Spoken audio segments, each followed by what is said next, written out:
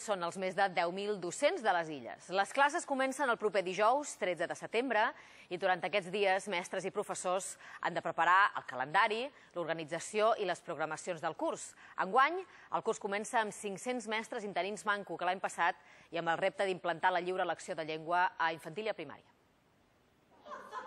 Retorna l'activitat als centres educatius de les Illes. Després de 2 mesos de vacances, els docents tornen avui a la feina.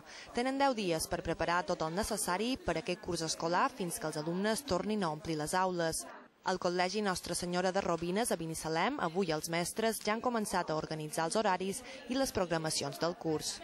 Preparant totes les classes que hem de fer, les programacions i això. Ara en aquest moment estàvem xerrant de l'avaluació, preparàvem els ítems d'avaluació, de lectura, de les distintes assignatures.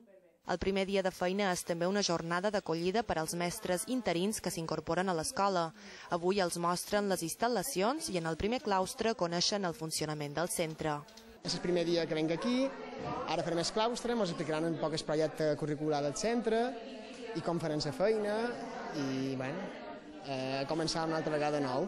Enguany el curs comença amb el repte d'implantar la lliure elecció de llengua, un canvi que en aquest centre encara no saben com aplicaran.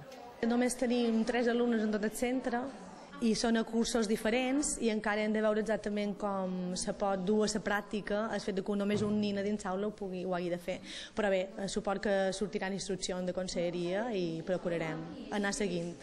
Les classes començaran el proper 13 de setembre. Segons l'acord assolit entre govern i sindicats, aquest curs hi haurà a les Illes 500 mestres interins manco que l'any passat.